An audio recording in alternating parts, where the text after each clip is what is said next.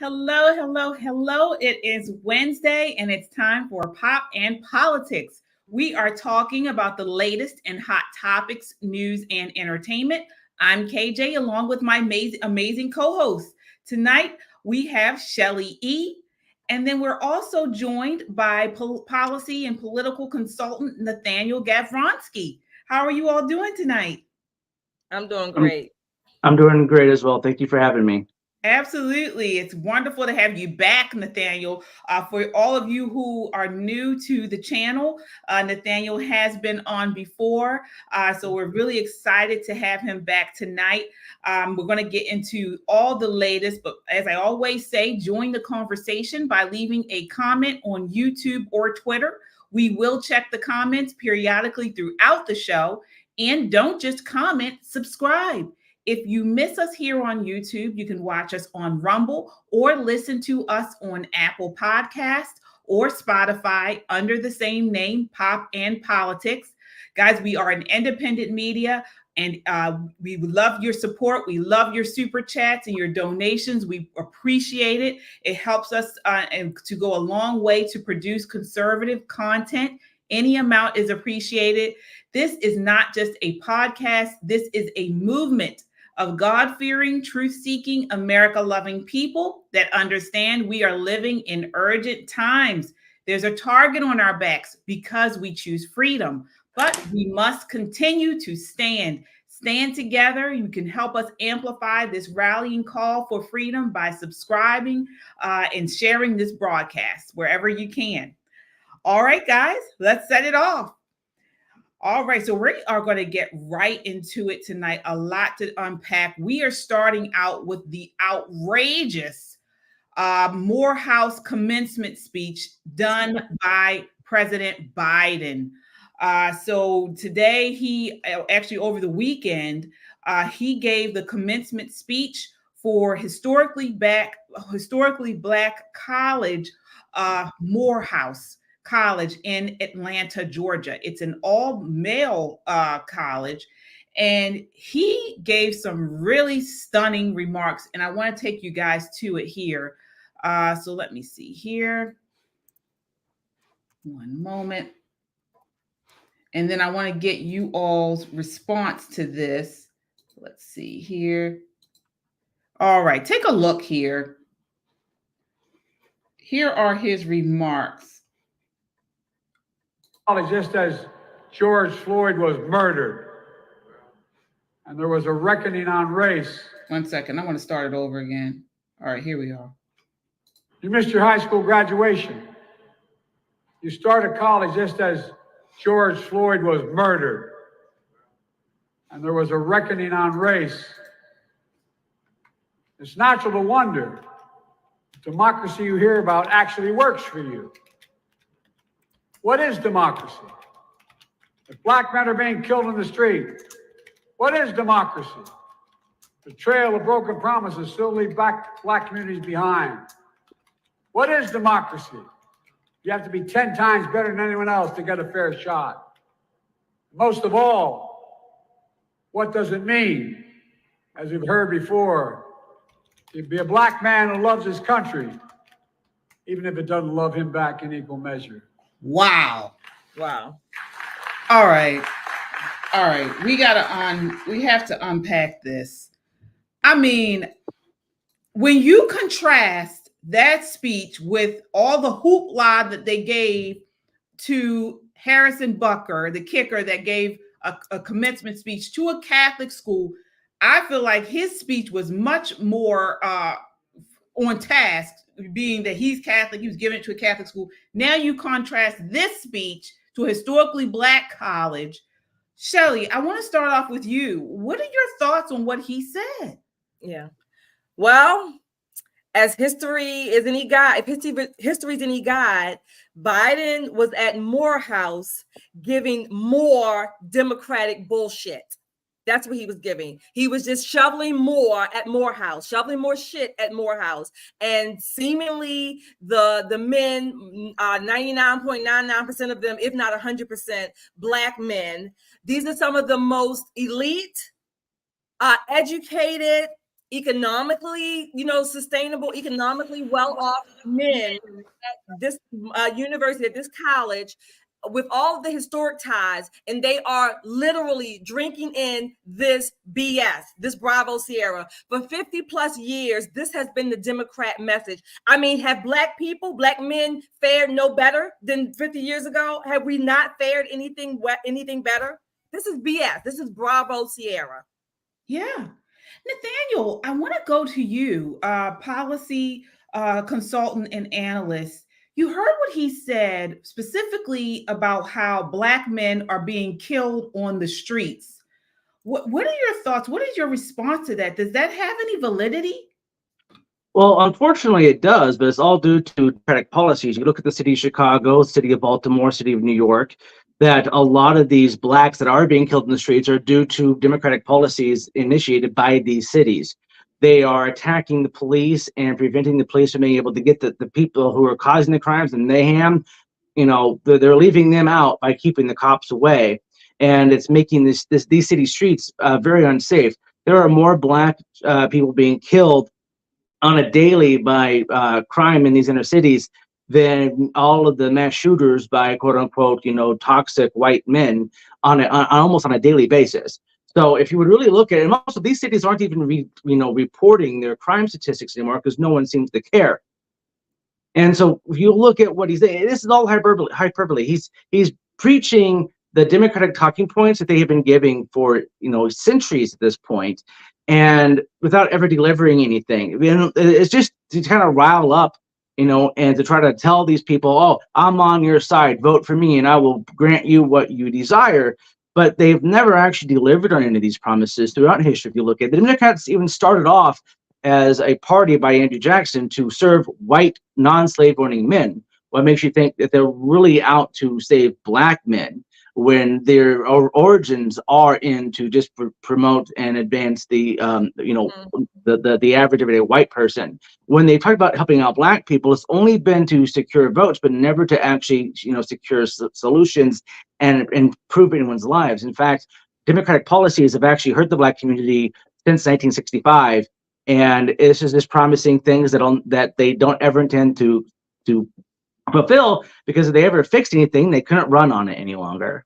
Absolutely. And we are right here in Baltimore, Shelley and I at least are, and we can actually speak to these policies being in Baltimore, where all of the top positions are within Democrat control. We just had the mayor reelected. I mean, basically, because generally the Democrat, whoever wins the primary goes on to win the general. So we have a mayor that's Democrat, city and Black. We have a prosecutor who is Democrat and Black. City council are all Black and Democrats. I mean, the list goes on. Police chief is Black. Everyone, well, no, he's not Black, but he's Democrat. Right. Well, I don't know if he's Democrat, but he's a white guy now. It's again, they've been feeding the same mantra with no results. Black people are some of the most consumer-minded people with $20+ billion consumer value in the market. We will take something back to the store after we have used it, right? Because maybe it just doesn't work well anymore. We will keep our receipts and take it back to Walmart, wherever, Kmart, whatever mart. We will take it back with no thought about it. But yet these Democrats, these leftists can filter out this stuff and just funnel it down our throats and minds at Morehouse, no less. Spelman right next door. Again, some of the most elite, educated, high income people, Black people that ever walked the face of America. And yet we won't take this Democrat party back. They have delivered on virtually nothing. And what they did deliver on doesn't work. It backfires. And the irony of it is that this college was founded by a former slave. Morehouse was founded by a slave who was from Georgia, who traveled north to Philadelphia to get freedom during the prior to the Civil War. Then after slavery was ended in 1965, he returned down to Georgia with other recently freed men and started this as pastors to take these men, and that's why it's a men's college. It was designed to take former enslaved men and educate them And the irony of it is that that shows the actual promise of the United States. Born a slave, and he created a college to advance, black men to be successful in society. And and Biden quotes, education is the great equalizer, and education makes you free. But what he's doing is not educating; he's misinforming. Misinformation and preventing you from the truth is only going to tie you to bonds mentally that is going to prevent you from being successful. If you're always being told that, well, you can't do it unless I give you a hand up, no matter how hard you try, the institutional racism of this country will prevent you from being successful. So I have to be the one to grant you housing. I have to be the one to grant you loans. And what happens is they get these people in predatory loans, like what happened in subprime mortgage back in 2008. And then all those people who even on time with their mortgages were paying their mortgages on time, everyone lost. It wasn't just the ones who weren't able to pay their mortgages, people who were paying their mortgages, but because of the property values dropped below the value of the notes, banks foreclosed anyway. And they don't talk about that. And that a lot of blacks lost homes, and they did everything right. And you think I'm kidding? This is the truth. No joke. Yeah. And not only that, how he again, they keep continuing to mention George Floyd. I mean, here we are at a college commencement. This is supposed to be the time where they're about to embark on some of the most greatest times of their lives, their careers, its promise. And he talks about George Floyd. How is that even? George Floyd he didn't have a college degree. He was some guy. Yes, he was.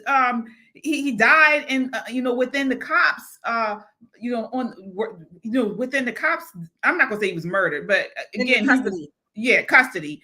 But why? How does that even jive with this? Let me tell you why. Let me tell you how it jives. Because all of those, I'm not gonna say all, I'll say a good majority of those black men sitting there, they are using the racist trope again, because that's the connection. And as much as those Morehouse men are educated, again, higher incomes, many opportunities that your average low income blue collar worker will probably never get. The fact that many of their parents probably didn't even go to college, certainly not Morehouse, right? Mm-hmm. So they can put them through college, and yet they can still identify, quote unquote, with a drug addicted criminal. And then they make this leap. What also fascinates me is that these are some of the same young men types, if you will, who will, if you and I were talking to them, they probably would tell you that white men are the devil, or white people are the devil. White people are no good. But yet they will believe any white person that tells them this crap. I don't get it. This is so sick. Yeah. And it's the sad. Propaganda works. It's basically how propaganda works. You're right. These men are told, and look at the college campuses across the country, where all these college students are told that the United States is evil. The United States is, a global terrorist organization. And they believe it because that's all they're told. If just because someone's highly educated doesn't make them intelligent. Unfortunately, if you look at the number of people who are in Congress and registered as Democrats, shows that they can be highly educated, but very unintelligent. Yeah. I do want to highlight our super chatters tonight. I do see some super chatters here. Let's see here. Abraham, thank you so much. Thank you, Abraham. The typical Democrat discouraging another generation of blacks and keeping them from trying. Absolutely. I mean, it's almost the only thing that I can see in similarity to George Floyd is Biden with his words, with his foot on the necks of these graduates. And, something that kind of sticks out to me is, on Saturday, we were talking about Congresswoman Jasmine Crockett, and she played the race card in saying that MTG was because she said something about her eyelashes, that, it was a racial trope. And so it makes me think, okay, so you made that comparison or similarity, but Biden's doing the same thing. He's bringing up George Floyd in a setting that has nothing to do with somebody, a drug addicted man who was a criminal in the Black community, to these graduates. But he continues to push that sort of narrative. Yeah, he does, because it works. Like Nathaniel said, propaganda. You and I, KJ, we've said many times before, we know Black people who still think like this, right? They have the biggest houses, the best cars, steady, stable jobs, whatever case may be, but they still think like this. And I'm of the mindset that it's not going to change with many of them. Oh. Well, I disagree. It's not going to change with many of them. I traveled this country extensively, and I have bunkers like the one I'm in now in like 7 states. I talk with a lot of these construction workers, some of these, lower educated, and then we also have this, community college educated people. We have people who are working tellers at the bank, people that are working, in different white collar jobs, blue collar jobs, all different races. All right. I am coming across more and more Black men, specifically Black men. They're like, yeah, this isn't working for us. Like, they're not at Morehouse, though. They're not of the elites, is what I said. These people, they're different classes of people. This is a class-based war. There are different classes of people. I talk to people like that too. I'm talking about these elite people who have this high education at these elite institutions. It's not going to change. Well, I think that's a higher institute, is colleges as a whole, not necessarily just Morehouse. We do need to direct, some attention to how these, institutions are educating children. This instance itself is not a racial issue. This is specifically a class issue. But they're telling people who are becoming the elites that the elites are the problem. It makes no sense. But what they're telling you is that, you're an elite. Now you're the problem. So you need to go shame yourself. And even these people who graduate from this college, they're going to be the elites. And they're telling them that, because you're Black, you're never going to have a chance. Like, democracy doesn't work for you, no matter how much education you have. But because you're Black, you're not going to be able to succeed. This is from the colleges across the country. Morehouse, Morehead, all of them. This is the Department of Education problem. Because with the teachers unions and with this, funnel of all these teachers that are be teaching our kids coming through these colleges to then go teach the high schools, the junior highs, and the elementary schools. We're seeing this at these elementary schools now because of the problem in the college campuses. Is now those people are now teaching our youngest children to hate each other and hate themselves. So we're going to have to tackle this problem at the colleges. And I think a lot of these kids, they're the first generation of their family to go to college. So a lot is to be on their parents to say, listen, I was never a slave. I worked my butt off, and that's how I paid for your butt to go to college. So by just trying to claim that, I'm being oppressed, I wasn't oppressed to get my butt off, and you shouldn't be feeling oppressed because you have the degrees. There are hundreds of people out there, all different races and all different creeds, that don't have degrees, that will never be as successful as you. And that includes a lot of white people. So this thing that is because of race, it's messing with your mind. It'll limit you. It'll prevent you from being successful. Follow Martin Luther King Jr.'s, based on your character, not the color of your skin. That's going to make the determination on your success or not. So, and if you're trying to constantly put a noose around your neck because of what you're told that you're limited, if you're disabled, or because of your race or your gender, that noose will never let up. You can take that noose off and say, I can make it on my own. I don't need this around my neck. You can focus on what you are able to do and make great strides. Yeah, and you're right. But one thing you said that is very important is this is the Democratic narrative. This is what they want to push. And why? Because if they continue to lay the problems on race, gender, and things like that, then it says no matter how hard you work, no matter how educated you are, it's never going to work because this country is racist. Then that takes the power to the government, to them. They'll say, well, you know what? Because this is the case, I need to give you money. I need to, open up universal basic income, right? And so this is what they're trying to do, to get people to think that there's nothing they can do to get ahead, to even out the playing field. And so the answer is universal income by the government. And again, as we've mentioned on here before, this is what they really want to do to input a Marxist global takeover. Yeah. This is And what it's they never want. worked. And unfortunately, people like the people at Morehouse, Spelman, Harvard, Yale, Princeton, all of these elite universities, this is what they are actually believing, and this is what they want to implement.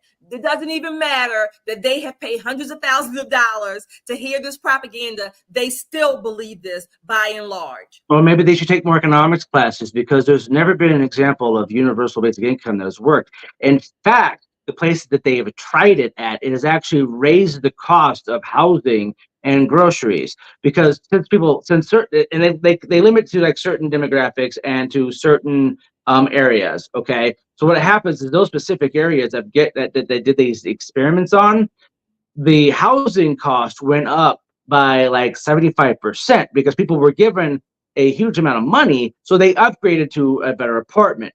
The problem is that a lot of those apartments that they were trying to get were already had people in them, and so the amount of apartments that were open and available for rent, those went up. In fact, so that the money you got as universal basic income basically still put you at the bottom, because the rent went up more than what the bump in income did, and then all the other things cost more too. So you actually ended up further along. Now, here's the thing about this trying to equal everything out. Yeah, it will put everyone on equal playing field, but at the very, very bottom.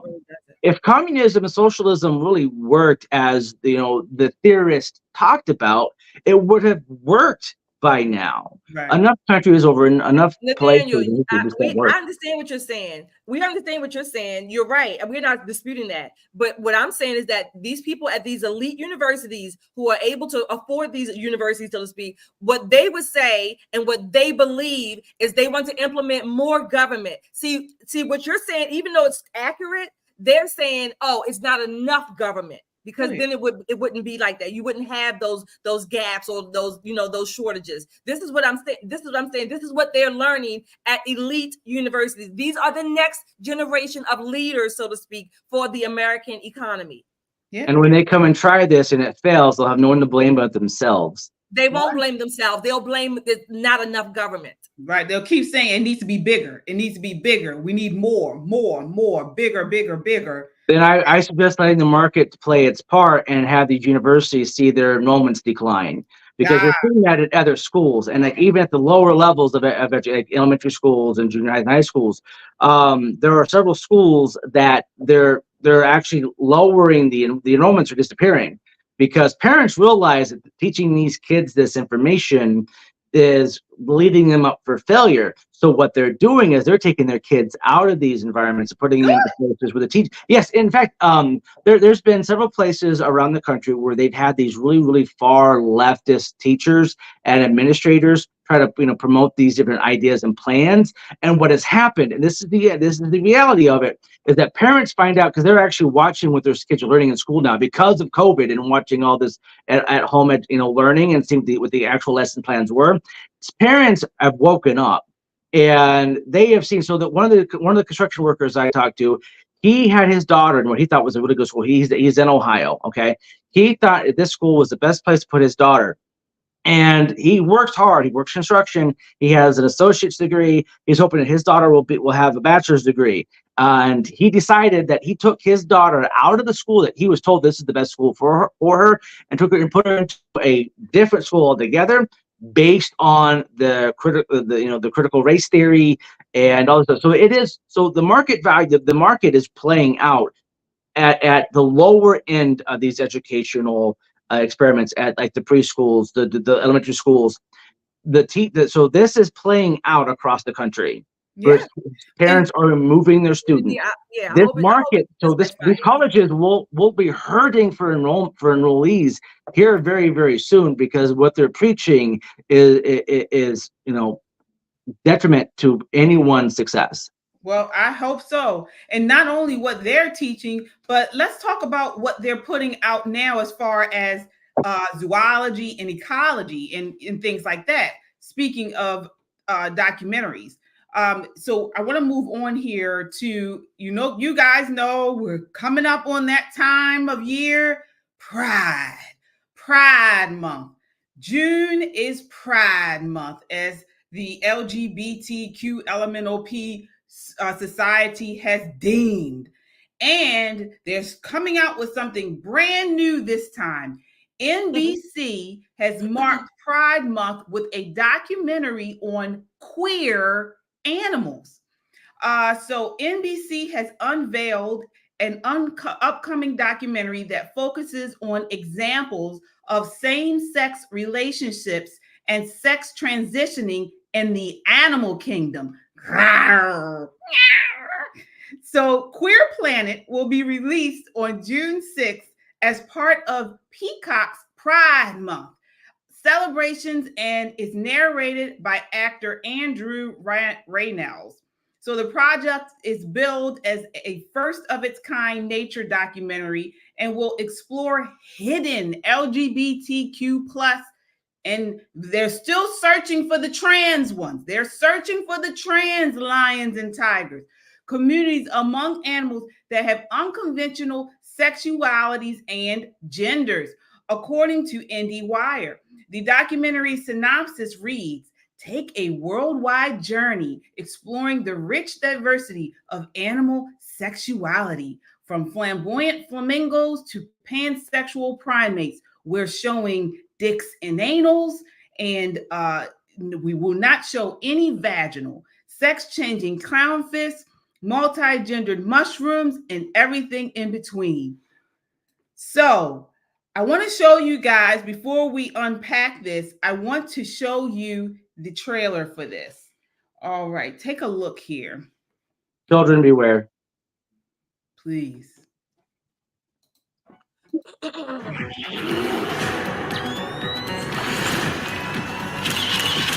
paparazzi really are everywhere. Everything you were taught as a kid is wrong. You make me want to dance. Gay penguins, bisexual lions, sex-changing clownfish. This is a queer planet. Queerness has always existed. It's only in humans that we have such a stigma about it. The idea of just having two fixed sexes is clearly out of style. Mother Nature is pretty open-minded.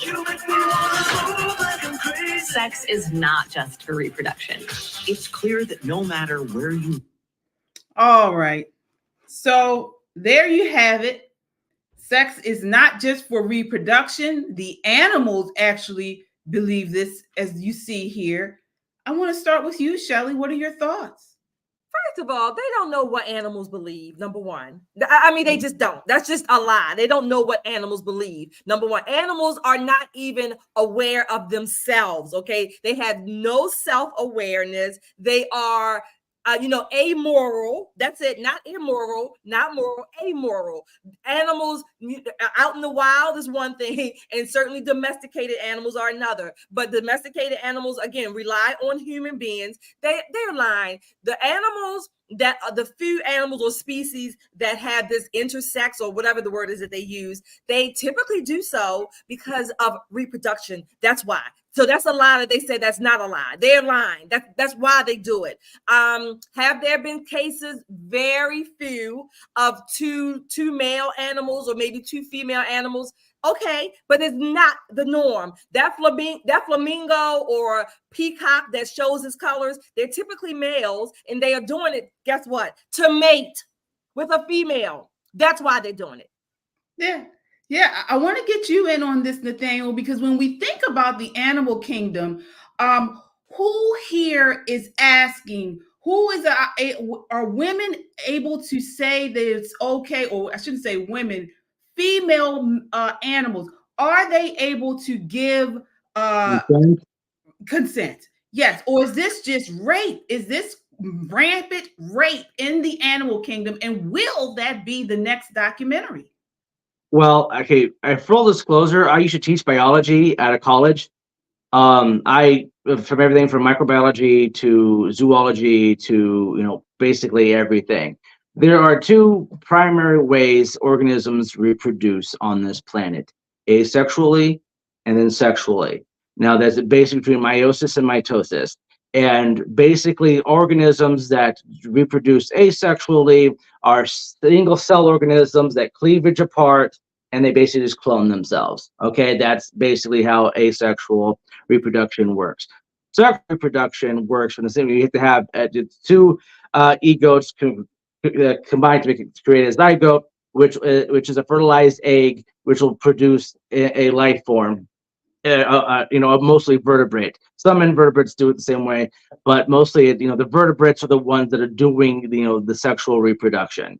Mushrooms are not animals. They are in a different category of How living did they even get creature. to that? Mushrooms are animals. I was thinking the same thing. Yeah, They are trying so any way here's they the- can to get LGBT and everything. It's not just Target. Now it's in the animal well, kingdom. so I mean, mushrooms are fungus. Okay, so Right, they're it- not animals. here's the thing. Trees. There's no tree out there that reproduces asexually. All trees produce sexually by the male and female components mixing together through either bird droppings or by having. It's actually very complicated how trees reproduce. But I don't have Nathaniel, time for it here. you can cut this short. Even the animal species that reproduce asexually, why? Because they're still reproducing. They It's are still for reproducing. reproductive purposes. And with the two lions, what they're showing is that, okay, in a pride of lions, there is a dominant alpha male, and many times a lion will have to show the younger lion or the other lion that they are not the dominant male, that they are the dominant male, and that is what is going on in this scenario. I've seen documentaries on it. It's just a way of dominating. Say, this is my territory. You are not to be here, and it's not so much anal penetration as it is to kind of roughing the other male up. Well, wait a minute.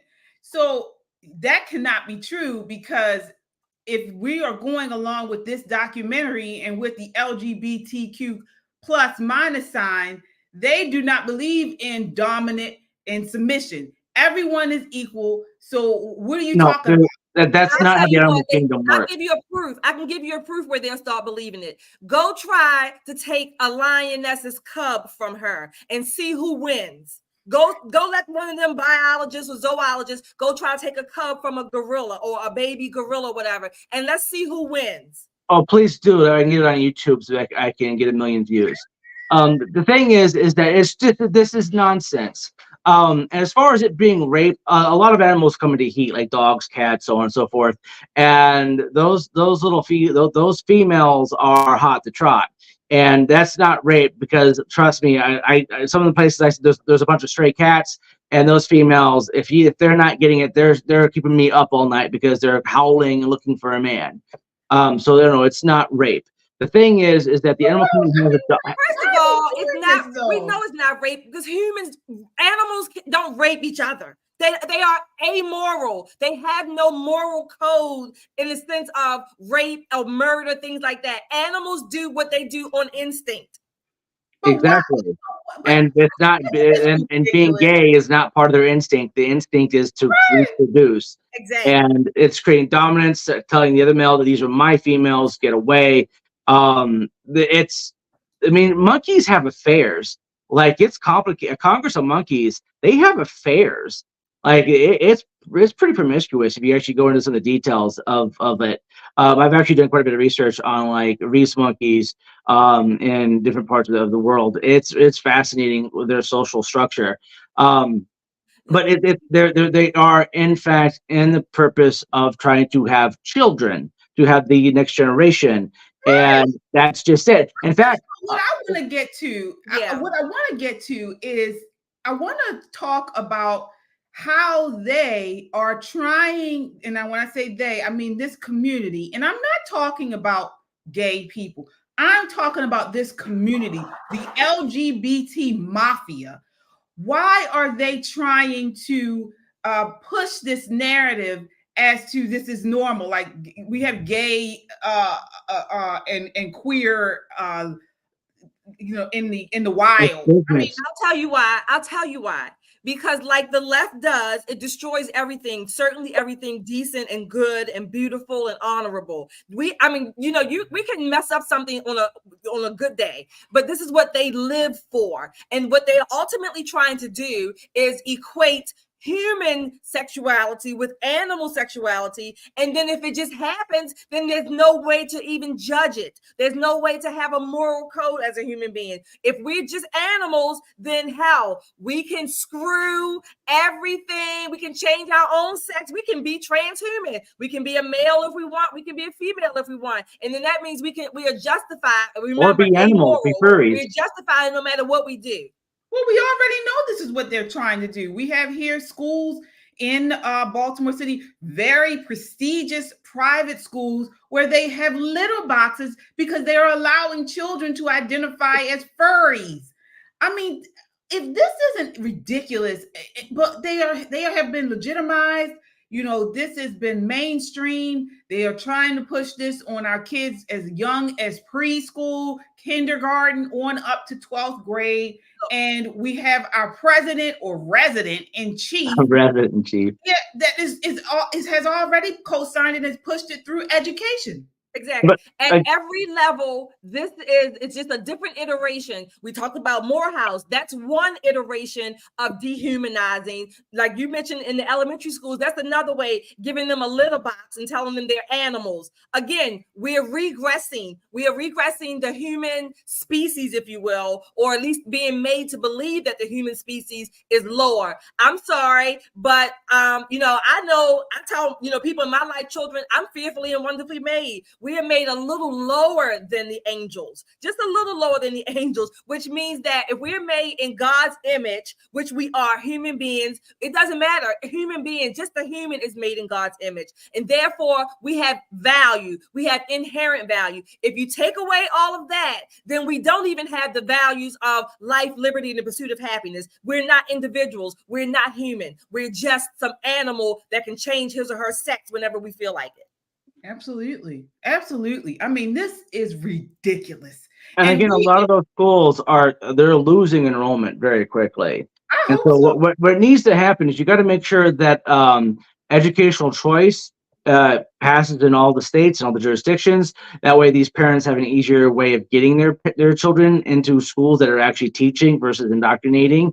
I mean, that's gonna be the main focus. And then they also forget the fact that, and animals, they're the ones that change genders is because they need to reproduce to make new children. There's too many males and not enough females. Some of those frogs will convert to females so they can have more babies. I mean, that's the reason. Even Jurassic Park back in 92 talked about this, is that in order to create the next generation, they would change genders for the purpose of creating the next generation. In humans, this transgenderism isn't about producing new children. It's about being a narcissist, about getting attention, about look at me, I'm marginalized. I wouldn't be marginalized, because I'm this, but now because I decide to be this, now I'm marginalized. And they've gone so far that being just a standard gay man is not enough. It's not enough to be a standard gay man. Nathaniel, I want to correct something you said. Before you do that, Shelly, we have some new people entering the stream, and I want to just give you guys an update, because what we're talking about is Pride Month. And to start off, or to kick off Pride Month, NBC has launched a documentary called for Pride, called Queer Animals or Queer Planet, where they are focusing on examples of same-sex relationships and sex transitioning in the animal kingdom. Yeah. This is not a joke. We are not making this up. You can certainly go and watch the trailer. We played it for you earlier. It's called Queer Planet, and this is what they're doing to kick off Pride Month. And two things, Nathaniel, I want to correct what you said, something you said, or I wouldn't say correct, but you said parents need to fight for more school choice. I'm at the point now where I tell parents, take your kids out of public school. Take them out. Don't take them out, because Well, first that's of the all, thing. You take them out of no, public take school. them out. Take them out. Don't even. I mean, you can fight for it, but take them out. If you have to teach them at home, knock on your neighbor's door, have a community school on your street, on your block, you would do much better with your children's education than that. But something just occurred to me, KJ, when you just talked about the this whatever the show is called, right? Queer Planet. Queer Planet.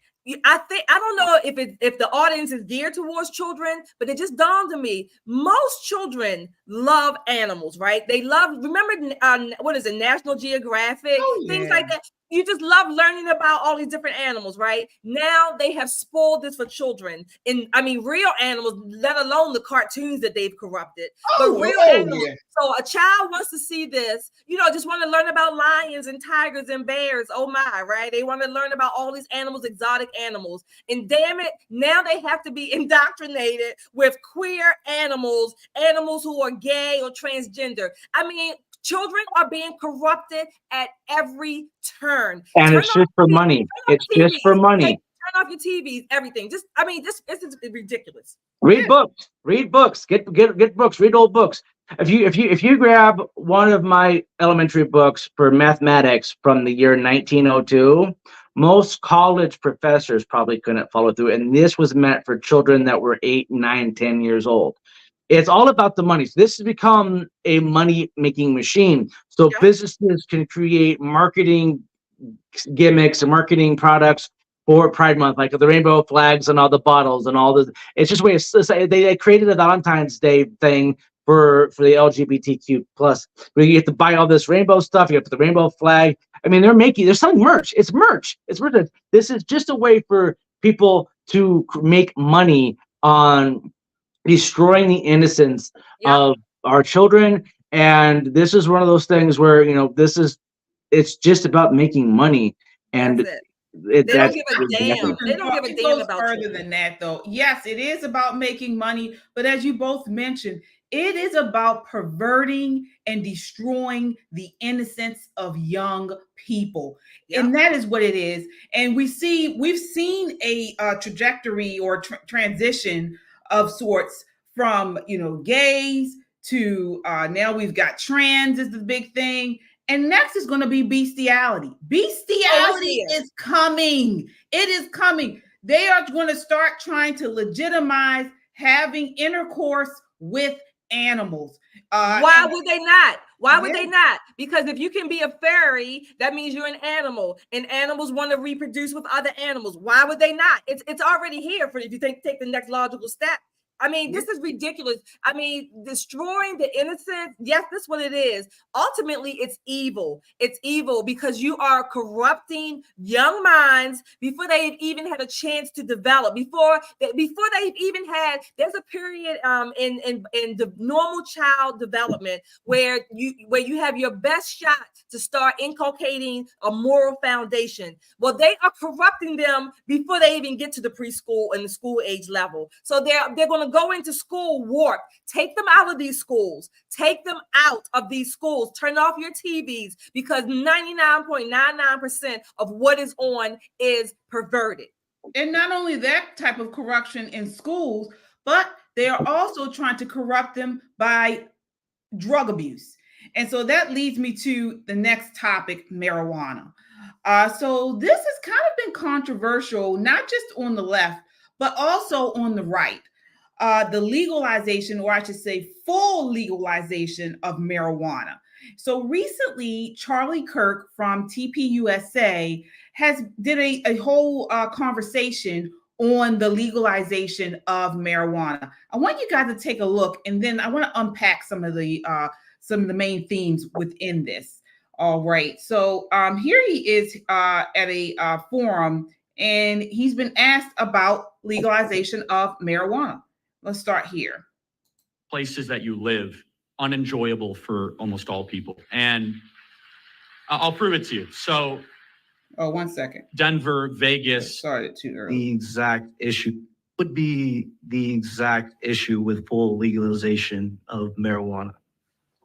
How much time you got? So, yeah, everything from it's a false promise of liberty. So I used to be kind of for this because I was in high school and I used to say, oh yeah, people used to do weed, like whatever.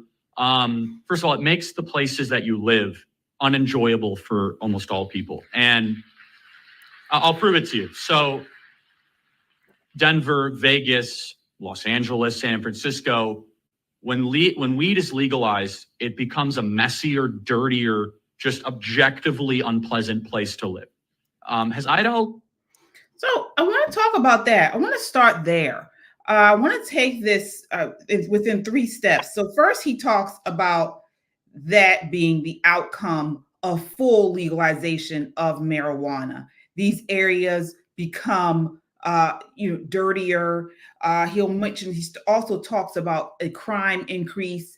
I want to get you guys' thoughts on that because again, he also goes into the idea of libertarian kind of approach to this as to saying, let the market play out. People can do whatever they want with their bodies. Of course, I want to start with you on this, Nathaniel. What are your thoughts on the full legalization of marijuana and what Charlie Kirk said in that exchange? Do you agree or disagree with him there? Well, fully legalizing marijuana will be the end of our society entirely. So here's the thing. The very first anti-pot paper ever published was the year 100 AD by Chinese herbologists who have found that the THC in the plant was actually causing serious harm in the cognitive abilities of people who were using it. And again, in India, it had serious cognitive impairments on people, and they had to be institutionalized. Several countries, around made it illegal because of these problems, and the pressure to make them legal was basically economic. But here's the thing: the main lobbyist, the guy who founded High Times, that pushed for he committed suicide because he was using so much marijuana. Who was this guy you're talking about? The guy who founded High Times. High Times. The guy who founded the High Times magazine. Because of the amount of marijuana he was smoking, he became suicidal, overly paranoid. He had developed some signs of schizophrenia. He committed suicide. Now, to put salt in the wounds, his staff had him cremated him and rolled him with marijuana into blunts and smoked his ashes on top of the World Trade Center. All right, wait, I want to stop you there. I want to get your thoughts on this, Shelley. I want to get your thoughts on the next exchange here. So 1 second before we move on. Take a look here. All right. I believe this is it. 1 second. 2, I think that we as conservatives kind of get in a trap here, right? They're like, well, if we really believe in limited government, then why are we outlawing weed? This is a libertarian argument, right? We should make stances very clearly of what is virtuous and what is good. And we should try to say our laws should, in the best case, reflect that. Now, do you want to have a conversation around locking somebody up for 20 years because they have weed? Like, that's a totally separate conversation. But every promise the weed lobby made in Denver, not every promise, but the top 5 were actually totally wrong. For example, they said marijuana usage rates will go down if you legalize it. They've gone up. They said that young people won't be exposed to it. There are more young people going into the ICU that are using weed than ever before in college.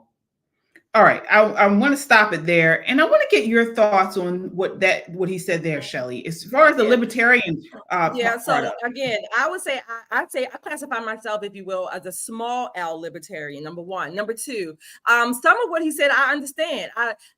If talking about imprisoning people for marijuana for 20-something years, absolutely not. I would be against that. However, I do think that knowing what I know about marijuana, it is not this panacea that many people make it out to be, at least today's version of it, right?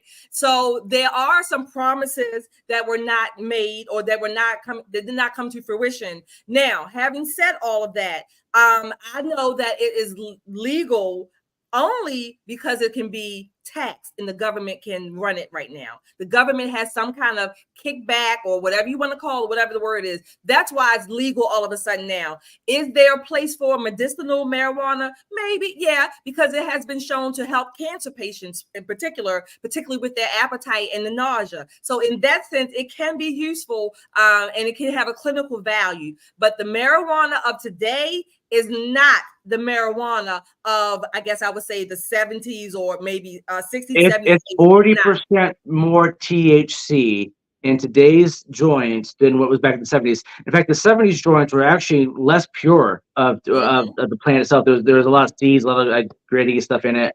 The amount of THC was like 5 to 6% in 1975 to 78. Today, they're taking hits from joints that are like 40 to 60% higher in content. Now, the CBD is actually the part of the plant that has a higher medicinal use for pain and so that, and it has less than 3% THC per so many grams of the stuff. And there is promise with that. Now, the THC itself, on certain cancer types of cancers, but only if it's directly injected. It can't be smoked or eaten. It's got to be very, very, very, specific on how it's, given or for it to work. As far as you said, the number of people that are going in the hospital. So what happens is because there's so much higher content, an impairment is an impairment, and there's more people who use alcohol and people who use weed. Only about like 15% of alcohol users will actually need hospitalization because of something they did while on the drug. But the marijuana users, it's much, much higher. And the people who smoke marijuana use it a lot more than the typical person using alcohol. It's much more addictive today. Yeah. And so the thing is that when they're on it, it has a higher morbidity. Yeah. But what they're on it, the biggest problem though is that when they're on it, the things that they're doing when they're high are much worse than what the typical person on alcohol is doing. And alcohol becomes a depressant. They get slower. There are accidents from driving, but the marijuana users, they're like jumping off of bridges. They're jumping off of ledges. They completely lose most senses of what is safe and what is not. Let me stop you there. A 300% increase of psychotic episodes because of marijuana. I wanted to ask you. Let me stop you there. I want to get because when you talk to marijuana users, they vehemently push back against that. They say, "Oh no, I smoke. I just smoke alone in my house, and I may get hungry and I'll eat a little bit more." But marijuana users, weed smokers, don't bother anybody. What are your thoughts on that? Because you both have mentioned the idea of the psychosis that is attached to these new. Well, there was a woman in England who was a regular marijuana smoker. She was at her home. She was in charge of her 2 children. Because of a psychotic episode, she ended up climbing onto the roof with her kids and trying to push them off. There are people who have smoked marijuana. These are people raising children. They become psychotic. They become violent more. They're more likely to become violent.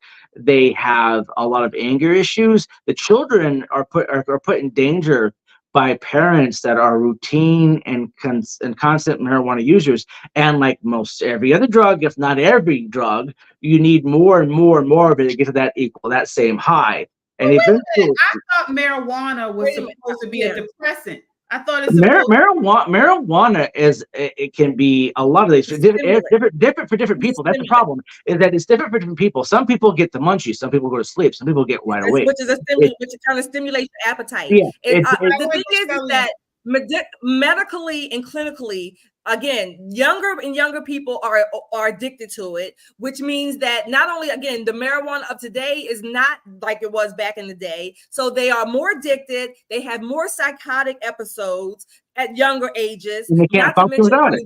Delusions, psychosis, schizophrenia, all of these are all correlated, if you will, with the marijuana use. Not only that, they are having some astronomical rates for young people of stomach cancers and colon cancers, that it's tearing up people's insides, literally. These people, and I mean, you see people younger and younger with cancers and clinical issues that typically would never happen to young people, certainly not at the rates we're seeing them. Yeah, one thing I did notice is, when these young people are smoking this marijuana, they're especially African American women that I know, their whole face is getting black. So like the lips are dark, around the mouth and chin is dark. It does age them. The whole face is darker and ashy, if that's the only word I could. Well, that's smoking in general. That's not just marijuana. That's smoking in general. Really, it's only the marijuana I've noticed. Some of the No, young it might not be as bad with regular cigarettes or anything like that, but what's happening is that the drug is, so your saliva glands, again, I used to teach anatomy at a college. So the way your mouth works, because it's designed when you eat, it's starting to initiate that digestive process in the mouth. You actually start digesting your food while you're chewing it. So that saliva, that it's getting into your bloodstream, and it's getting all into your gums and your teeth and into your cheeks. That's a primary reactive source. That's why you kind of get numb when you do cocaine. Your face gets numb before anything else does, because that's the primary place where it's becoming in contact with the body. And because it's the primary place and it gets the most of it, that it's going to cause more tissue damage and altering the cells in the area than anywhere else. That's any type of smoking is going to do that. Cigarettes. It starts affecting your digestive system. It starts. And one thing I want to comment. I think. Oh, I was going to say. There was one comment. I think Ebony. Yeah, Ebony said something about basically we're not telling the truth, whatever. But let me let you direct, Ebony. You can take one source. Here's one source. It's the Child Mind Institute, and I quote: "Smoking weed can both trigger and worsen psychotic symptoms. Not to mention, again, you don't take our word for it. Go read it for yourself. Go read other things than just people telling you to smoke it and it's okay. Again, the marijuana today, the compound is different than it was in the 60s and 70s. Have at it. Like I said, I'm a small L. Have at it. I have at it. That's fine. Yeah, I was going to say some that people too. It will relax. Right, and if you're growing it yourself. So if you are growing the marijuana yourself and you can confirm that this is the marijuana, then have at it. I wouldn't smoke it, but have at it. But I would ingest it is always the better way. But somebody there's actually a book called Tell Your Children. Someone commented about the difference between the marijuana here and in the islands. There is a big difference. I've been in the islands. My husband is West Indian. There is a big difference in the marijuana in the U.S. and one in the islands. First of all, the smell is totally different.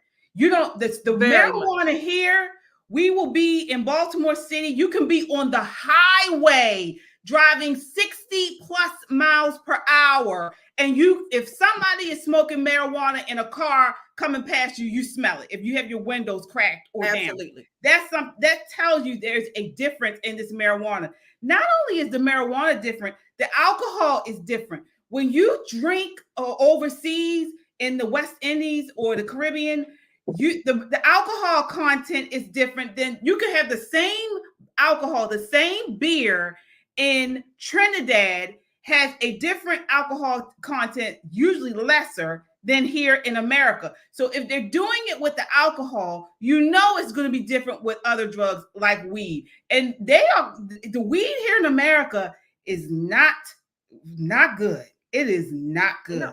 No, definitely not today. Even compare country to country to country, and even within our country, it has changed, right? And one other thing, some of the marijuana, if you want other drugs, whatever, most of the time people don't know what the hell they're getting. It can be laced with anything nowadays. And they're also growing it to be more potent. So I was actually looking for one of my books. The book must be in one of my other bunkers.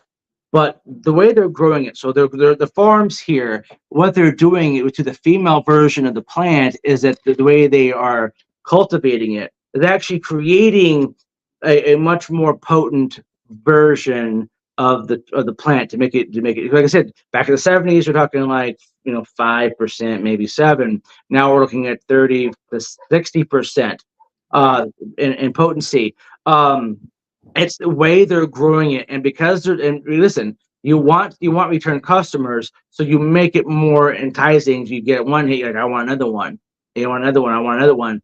And so How do you make it more addictive? That's what is it well, a natural? it's just the way it's just the way they grow it. So like they actually do something with the female plant that actually allows it to become more potent. And I was looking for the exact book because I have it actually, the page marked and everything else like that, but I don't have it. It's more potent. It's by more a lot. And the potency, not only is it the more THC, but in the United States and Western Europe. So like they did a study in England, the Netherlands, France. They did it in Colorado, and I believe they did it in one other state. They did it in these different organizations doing the study. They found out that these people that are not only are they using more of it than what they would have been when it was illegal, but their brain chemistry has changed. Their ability to reason has changed. Their IQs have dropped significantly. And like I said, the number of psychotic episodes have increased by over 300%. Now, there was a study done in Sweden back in the 70s. I mean, they took this test back in the 70s. They came back to them at the 90s to see how people were doing. And the people who admitted that, yeah, they were using a lot of marijuana, those individuals in the 90s had a lot more psychological problems than the ones who said they weren't using it. And they weren't punished for saying they used it. So they got very truthful answers. But the truth of it is that, I have anxiety, that's why I have to smoke. Well, that makes you more anxious. I mean, basically the reason why pharmaceuticals do what they do, like, hey, we need more transgenders that take all these hormones. We need more people to need this. So we're going to cause this so they take more medication. That's just going to be a problem. And they're going to have to slow it down. They're going to have to backtrack some of these legalizations. They're going to have to change what they're doing, because this is going to destroy not just the United States, but everywhere. All right. Well, on that note, we do have to move on there. We do see across the country, they are starting to legalize it, fully legalize it. And we are seeing more young people smoke. I do see that. More and more young people are smoking at younger and younger ages. So we will continue to keep an eye on that. I did want to respond to someone. I saw someone say something about punching in Trinidad, talking about the alcohol content in punching versus whiskey. You are right. We cannot even get punching here in the United States. It's illegal as far as I know. But I still think it's better than whiskey. So. But anyway, I saw that on there. So try rake in Turkey and in Greece. Oh, okay, yeah. But yeah, we'll continue to monitor this. So that's all we have for tonight. Then that's all I have to talk about here. Any final thoughts for you all before we go? I want to start with you, Nathaniel. Thank you so much for joining us. My only wish for everyone is to stay healthy, stay wealthy, and as always, stay wise. All right, perfect. And Shelly. Well, again, I'm tipping my hat, but guess what else came today for me? Oh! So I don't know. I got have to find. I guess I have to get another head, but I don't know. But I like that. What's on the back? Oh, it says. Oh, Trump. Oh man, I wish you would have told me you were getting that, because I like that. I didn't. Well, this came to me like from I don't know, one of those organizations where you make a donation, whatever. So it was like a gift. So okay, all right. Well, and I do want to ask you one more question before we go. The VP, Trump should be announcing the VP. Is it this Doug Burgum? Doug Burgum. Doug Burgum, right? You were the first one many months ago, Nathaniel, to mention something about that. And he's been kind of off radar. No one's been talking about him. So that's probably why it's going to be him. That's probably why it's going to be him. I don't know. I mean, I don't know who's going to be. Again, my wish would be either Vivek or Byron Donald. Yeah. Okay. Neither one of those are on the list. I know. Yeah. All Well, right. I guess I know. Well, I mean, but what do you think Doug Burgum is going to help him at all? I mean, he's I'm not. actually going to be producing a YouTube video here shortly on the reason why Doug Burgum is going to be the best vice president candidate we've ever seen. Going into the 21st century, it's going to be a digital and AI technology warfare with our adversaries. No other candidate in the field, including Trump, has any AI or any technology background. Doug Burgum grew up with it. He grew up with the internet and the computers.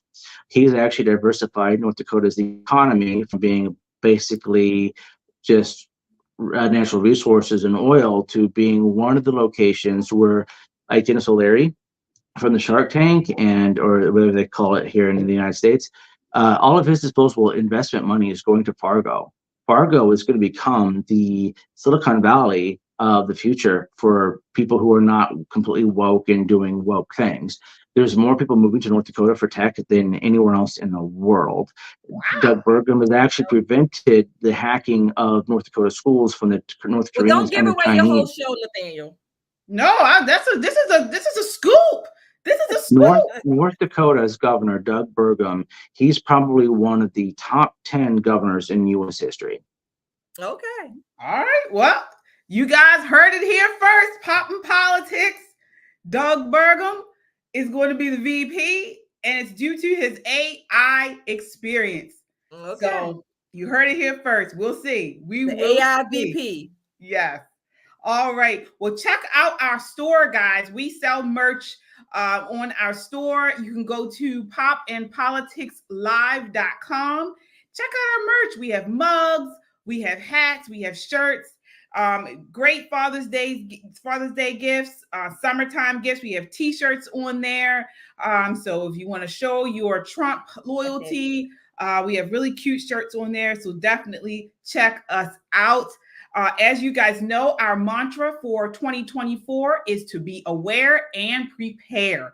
And this is what we're here for. This is what we're here to do. We want to make you aware of what's going on and to prepare for it. So we are no longer trying to convince people of things.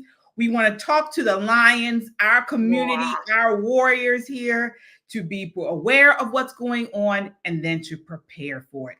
All right, we will be back here live in the studio on Wednesday at 8 p.m. Be sure to check us out if you haven't already done so. Subscribe, hit that notification bell. That way you know when we go live. Again, we have Nathaniel Gavronsky here with us. He will be back, I hope.